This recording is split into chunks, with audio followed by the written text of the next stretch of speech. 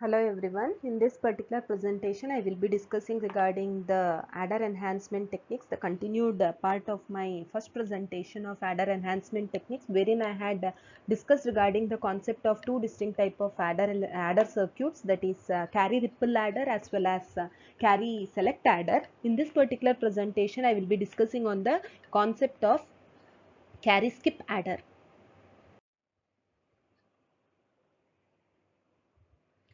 So as we have already discussed in case of carry select adder, wherein we had the distinct blocks depending upon the number of blocks we are going to obtain. The first block we are going to reserve it for a normal carry ripple adder cell, and the rest all remaining blocks we are going to reserve it for carry select adder cell. So how many number of blocks we are having? That many number of blocks minus 1 will be your multiplexer delay, as well as the first block will be having an adder cell delay. So each and every individual block was taken into consideration for a multiplexer delay over there. But if you consider this particular carry skip adder, so this is the general representation of a carry skip adder. First example, what I have chosen it for a design of 24-bit structure. So assuming the value of n, that is the number of bits, just like your carry select adder itself, we are going to concentrate upon the three distinct elements, that is number of bits, number of blocks m, that is number of this particular p value represents the number of cells. So this n represents the number of bits, m represents the number of blocks, and p represents the number of cells. So similar to your carry select adder itself.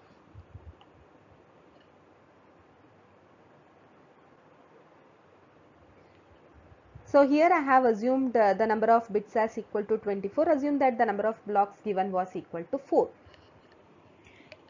Again, similar to the concept of your carry select adder itself, p value, if I want to calculate, I can give it by an equation of n divided by m, where n is equal to 24 and m is equal to 4. So if I divide, I will be getting it as 6, means 6 cells per block. So here this represents one block, this represents second block, third block, and this is the fourth block. The number of bits, it is from 0 to 23, which represents 24 bits. The number of cells, how many number of bit addition you can perform in each and every individual block. See here, if you look into this particular first block, consider this as, say this is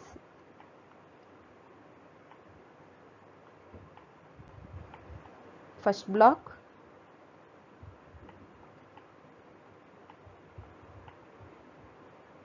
this is second block, this is third block, and this one is fourth block.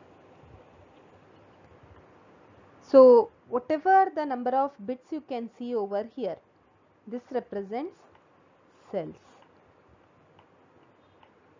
That is how many arrow marks you can see over here. In other terms, see, this represents first block, second block, third block, and fourth block. So number of cells we obtained, that is p value, we got it as 6. How many arrows I have drawn over here? 6 number of arrows, which represents the number of cells. So here this is A0 B0, A1 B1, A2 B2, A3 B3, A4 B4, A5 B5. That's why I have written this particular notation in general as AI BI, where I varies from 0 to 5. Similarly here also 6 arrow lines, 6 arrow lines, 6 arrow lines. So it means each and every individual block I am replacing it with 6 number of cells. So continued value 6 to 11, 12 to 17, 18 to 23. In total, if I see, it is from 0 to 23, which is nothing but 24 total number of bits. So understood how we are going to designate it in terms of number of bits, number of blocks, as well as number of cells.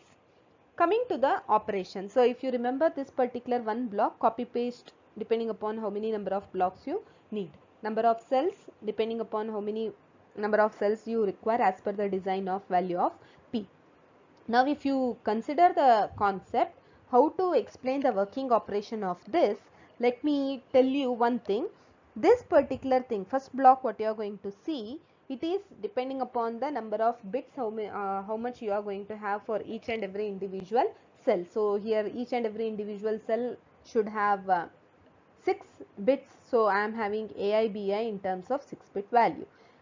That has to be cascaded with this block XOR operation as well as AND operation, you can see in this. So it is called as, so the same block I have redrawn it over here. So this represents block propagation block, or BPI, or pi P we call it as. So these are designated by different terms. So block propagation, so you are going to perform two distinct kinds of operation over here, that is XOR operation as well as AND operation. Depending upon whether the number of bits are same or number of bits are different, you will be getting this particular output.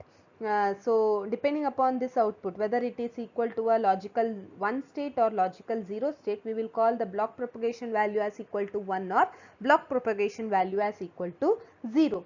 So depending upon that, it will decide whether it has to take a first path of a 2:1 mux or a second path of a 2:1 mux. Accordingly, we are going to have the inclusion of this block or negligence of that particular block. Depending upon that, I can try to reduce the propagation delay. So I will be explaining you in a very much detail regarding the concept of that block propagation in the next slide, wherein I have considered one worst possible case.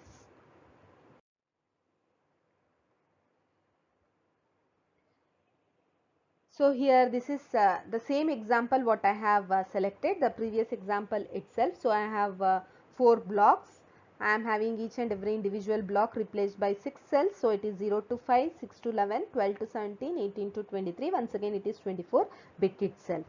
So 2:1 mux, two-way multiplexer is nothing but 2:1 mux. So obviously it can select 2 paths. If you see this particular diagram, sometimes I have taken the path from the second possible way, sometimes I have taken it from the first possible way.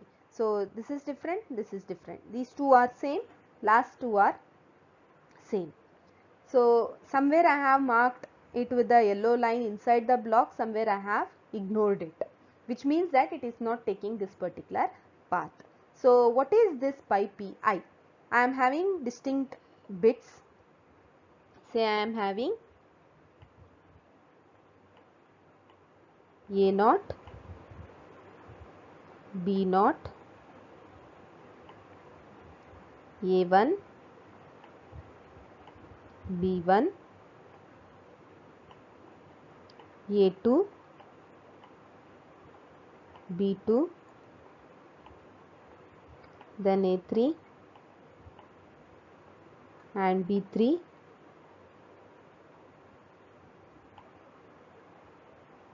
A4, B4,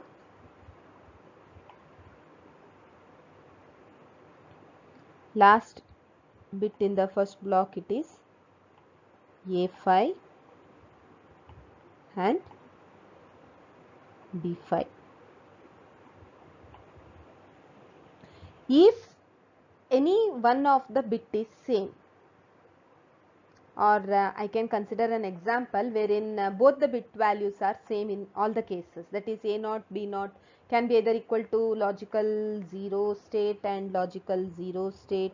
This can be equal to logical 1 state and this can be equal to logical 1 state. This can be 0, 0. If both the values, that is operand A as well as operand B, corresponding A0, B0, A1, B1, A2, B2, A3, B3, A4, B4 and A5, B5. So again I will consider this as 0, this also as 0, this as 1, this as 1. Some random example I am choosing. This as 0 and this as 0. So now both the bit values are same. Everywhere the bit values are same, the corresponding bit values are same. Perform the XOR operation of A0 XOR with B0, then do the AND operation with A1 XOR with B1,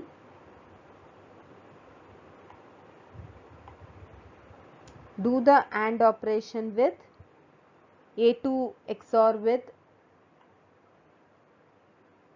A2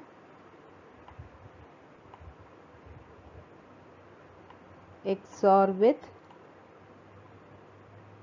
B2,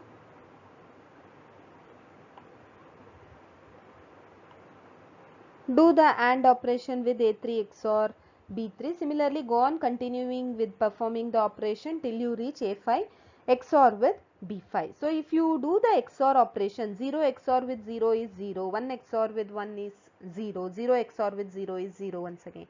If I am having two bit values same, that is A0, B0, A1, B1, bits are not differing, then 0, 0, 0, everywhere the XOR operation will yield me the value as 0. So, dot of that value will be obviously equal to 0.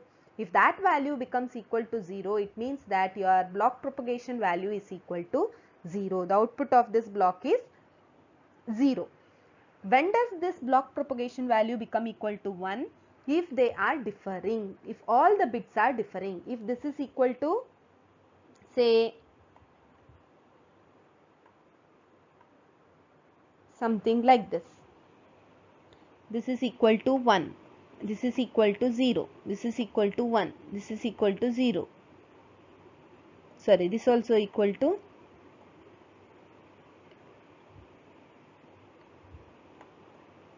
1. This bit is equal to 0 and this bit is equal to 1. If you consider this particular second example, 0 XOR with 1 is 1, 1 XOR with 0 is equal to 1. So, every value will be giving me the XOR operation as equal to 1. So, 1 AND with 1, every time it will be giving me the output value as equal to 1, which means that your block propagation value is equal to 1 or the output of this particular block is equal to 1.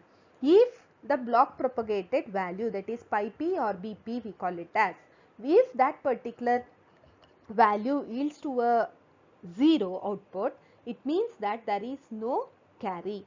If it is equal to 1, it means that, if it is equal to 0, it means that there is a carry generated. If it is equal to 1, it means that there is no carry. If a carry is generated, then this particular block has to be taken into consideration. So, let me write over here, if it is equal to 0, then carry is present.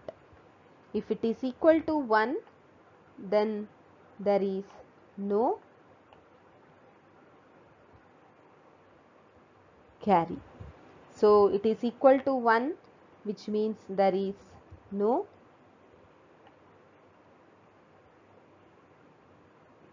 carry. So, if it is equal to 0, there is a carry from the previous stage. What does it mean? Only when the carry is present, when the carry is equal to 1, at that instance it has to take the path of this particular block. So, what happens? You are having the carry input, it will take the path over this particular adder block and then it will go to the 2:1 multiplexer, then it will get shifted to the next block. Suppose if there is no carry output generated, it is not going to waste its time simply waiting for the block operation to be performed. So, what happens? Since there is no carry output generated from this particular block, directly it will take the path through the multiplexer. Means all these paths are skipped. You cannot find an yellow mark over here. It is not going to perform this particular calculation at all. So, from the block of first one, it is going to take a 2:1 multiplexer. So, this is one path, this is one path it can take.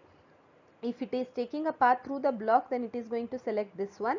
If it is not taking path through the block, through this particular adder element, rather than that it is directly taking the value from your first block, then it is going to choose the first selection input. So, now it is going to have the output from here. It is going to straight away cross your 2:1 multiplexer and then it is going to see whether the carry output is generated over here or not. Since again I got the block propagation value as equal to 1, which means that there is no carry, it is not going to take the path of this block at all. So instead of that, it is going to take the path from the 2:1 multiplexer, and it is going to yield me certain output. When it comes to the concept of pi p is equal to value of 0, it means that there is a carry generated, so it has to cross this block, which means that from this particular output of the block, it is going to take the path through this adder element, and then it is going to take a 2:1 multiplexer this path, and then it is going to yield me the final output. So here this much time delay is violated, this much time delay is violated. So the propagation delay will be mainly much more over these two blocks. So this is how we can try to reduce the propagation delay much more when compared to the concept of carry select adder.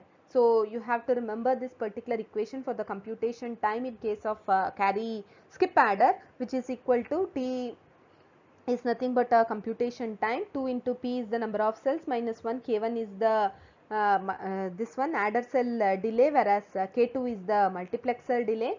And in order to determine once again the minimum value of the computation time t, I have to differentiate this particular term with respect to m and equate it to a value of 0. So p value, if I write it in terms of number of cells and number of blocks, it is nothing but n by m minus 1 k1 plus m minus 2 into k2. So if I differentiate this particular term with respect to m, it is n constant, so 2n divided by m square, so it will be in terms of a minus value into k1. So here this particular differentiation value will be equal to 0. So I am getting the value for this particular term as minus 2n divided by m square into k1.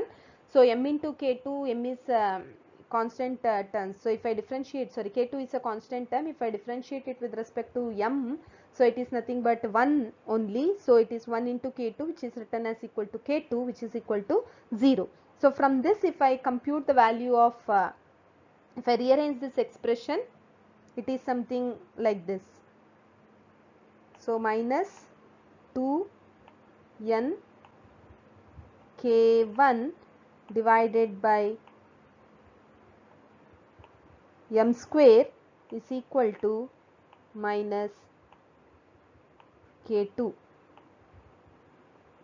So these terms will get cancelled out, that is minus and minus term will get cancelled out. So 2n k1 divided by m square can be written as equal to k2, from which I have written m square value as equal to 2n k1 divided by k2, from which we will get the expression for m as equal to square root of 2n k1 divided by k2. So this is regarding how to find out the condition wherein I can obtain a minimum value of the computation time for a carry skip adder cell.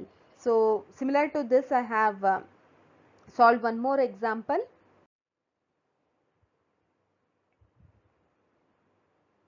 So this is the second example which I have selected it for a 12-bit structure. Previous one was a 24-bit structure. So 12-bit structure means n value is 12. So if the number of blocks given was equal to 2, I need to calculate what is the number of cells. That is once again 12 divided by 2, which will come out as equal to 6. Which means that here the number of blocks is 2, which means that this is the first block. This is first block, and this one is the second block. It is having once again 6 cells, which means that 6 bits should be present in one particular block. So this is one cell, and this is another cell, second cell. This is first cell and this is second cell. So I have to end it up for 12 bits. So it has started from 0 and ended over 11, which means that it is comprising of 12 bits. So depending upon this particular value, whether it is equal to a logical 1 state or logical 0 state. If it is equal to, suppose this particular value was equal to logical 1 state, and if this output was equal to logical 0 state, it means that if I want to get this particular value as equal to 1, this is just the explanation thing what I am going to do. We are not knowing exactly what are the bit values. I am having A0, A1, A2, A3, A4, A5, B0, B1, B2, B3, B4, B5 over this particular first block. When I will get the output as equal to 1? When both are having a distinct bits, that is A and B are distinct values. One should be equal to logical 0 state, another one should be equal to logical 1 state. Say I will write here A0, A1, A2, A3, A4 and A5. Similarly, I am having the operand B with the bit inputs as B0, B1, B2, B3, B4 and B5.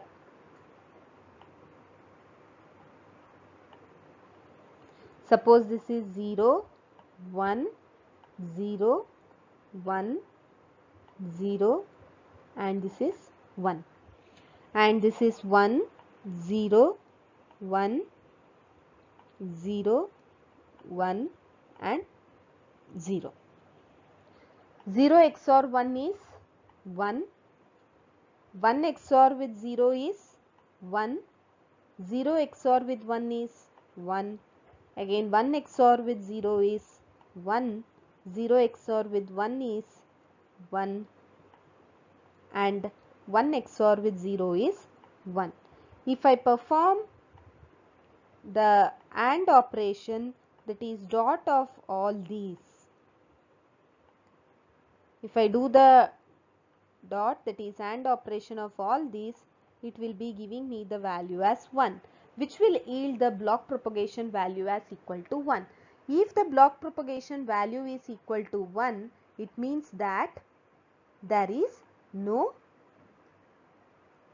carry,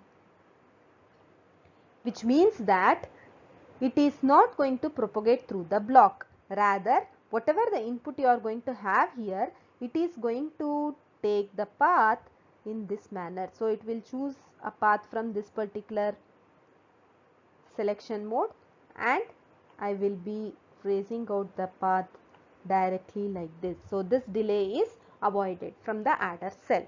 Now you are having the output over here. Next, assume that this output I got it as equal to 0.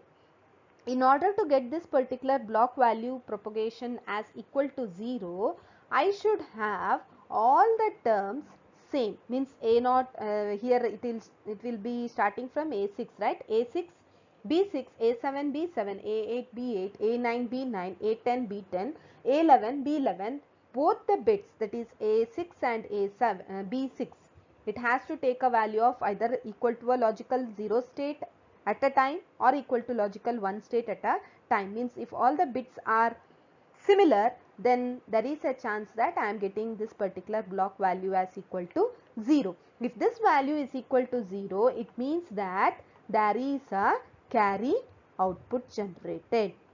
So now you are here and from there it is going to take a path through this particular block.